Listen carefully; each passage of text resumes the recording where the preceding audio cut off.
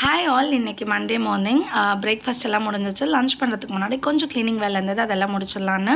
நான் இந்த மாதிரி க்ளீனிங் வேலையெல்லாம் வீக்லி ஒன்ஸ் வந்து பண்ணிடுவேன். அந்த ஒரு வாரத்துக்குள்ளே பார்த்திங்கன்னா அவ்வளோ டஸ்ட்டு சேர்ந்துடும். நான் ஏதாவது வேலை செய்யும்போது தான் என் குழந்தை வந்து என்கிட்ட ஏதாவது கேட்பான், ஏதாவது பேசணும்னு இப்போ நிறையா நினைக்கிறான். அதே மாதிரி அவனுக்கு அப்போ தான் ஏதாவது தேவைப்படும், கொடுத்தே ஆகணும் அப்படின்னுவான்.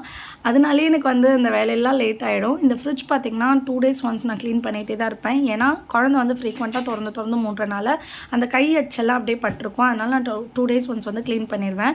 க்ளீன் பண்ணாலுமே அந்த 2 நாளுக்குள்ளே அவ்வளோ டஸ்ட்டு சேர்ந்துருக்கும். அந்த வேலையெல்லாம் முடிச்சதுக்கப்புறமா கொஞ்சம் ரீஃபில்லிங் வேலை இருந்தது கிச்சனில். அதெல்லாம் முடிச்சுட்டு கிச்சனுக்குள்ளே வந்து சமைக்கணும்னு நினச்சாலே ரொம்ப இப்போல்லாம் கோவம் வருது. ஏன்னா அவ்வளோ ஹாட்டாக இருக்குது கிச்சன். வந்து என்ன சமைக்கிறதுன்றது பிளானும் எனக்கு இன்றைக்கி இல்லை. சரி, அதனால் 1 pot ரைஸ் மாதிரி சாம்பார் சாதம் பண்ணிடலாம் அப்படின்னு சொல்லிட்டு எனக்கு வந்து முட்டை ஃப்ரை பண்ணிக்கிட்டேன். அஹானுக்கு வந்து முட்டை சாதமாக பண்ணி கொடுத்துட்டேன். இன்றைக்கி எனக்கு மார்னிங் வந்து இப்படி தான் போச்சு. அடுத்த வீடியோவில் பார்க்கலாம்.